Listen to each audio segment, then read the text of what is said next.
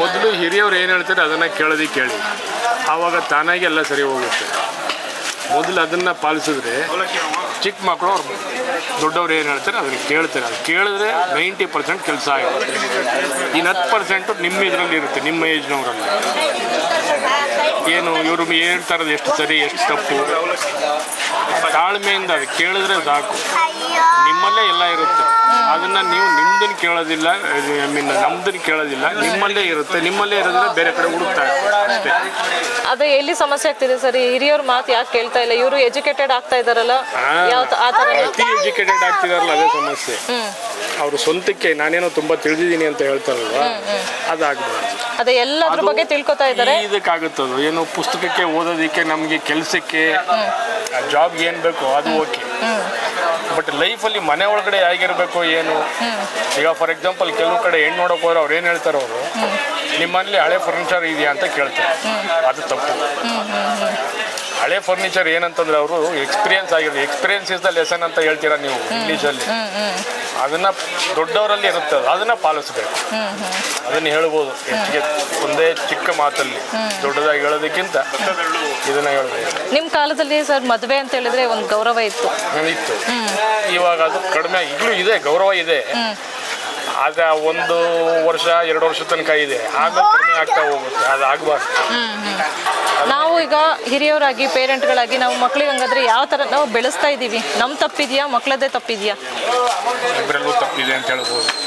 ನಾವು ಅವ್ರನ್ನ ಒಂದು ಏಜಲ್ಲಿ, ಅದೇ ದೊಡ್ಡವ್ರು ಹೇಳ್ತಾರಲ್ಲ 18 ವರ್ಷ ಆದಮೇಲೆ ಫ್ರೀ ಆಗಿ ಫ್ರೆಂಡ್ಸ್ ಥರ ನೋಡಿ ಆಗಿ ನಾವು ಹೇಳಿದ್ದೇ ಕೇಳಬೇಕು ಅಂತ ನಾವು ಹೇಳ್ತಾ ಇರ್ತೀವಿ. ಸ್ವಲ್ಪ ಅವ್ರನ್ನೂ ನಮ್ಮ ಇದರಲ್ಲಿ ತೊಗೋಬೇಕು.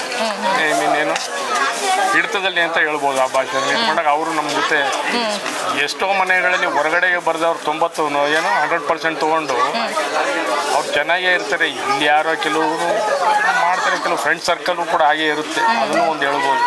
ಅದಾಗಬಾರ್ದು.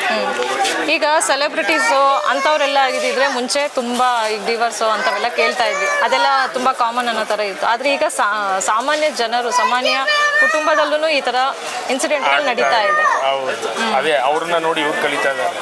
ಸೆಲೆಬ್ರಿಟಿಗಳನ್ನ ನೋಡಿ ನಾವು ಹೀಗಿರಬೇಕು. ಈಗ ಏನು ಗೊತ್ತೇನಮ್ಮ, ಈಗ ಫಾರ್ ಎಕ್ಸಾಂಪಲ್ ಆ ಸಿನಿಮಾದಲ್ಲೆಲ್ಲ ಹೇಳ್ತಾರಲ್ಲ ನಾವು ಎಷ್ಟು ಕಷ್ಟಪಟ್ಟು ಬಂದಿದ್ದೀವಿ ಅಂತ.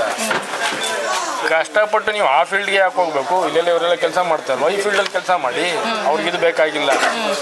ಅದೇನೋ ಹೇಳ್ತಿರಲ್ಲ ಐಫೈ ಜೀವನ ಬೇಕು ಅಂತ. ಅದು ಏಕದಮ್ ನೀವು ಒಂದೇ ಸಲ ಅದು ಬೇಕು ಅಂದಾಗ ಈ ರೀತಿ ಅಡ್ಡದಾರಿನಲ್ಲಿ ಹೋಗ್ಬೇಕು. ಈಗ ಸಿನಿಮಾ ರಂಗದವರು ಸರ್, ಮುಂಚೆ ನೀವು ಅಣ್ಣವರ ಸಿನಿಮಾಗಳನ್ನೆಲ್ಲ ನೋಡಿರ್ತೀರ.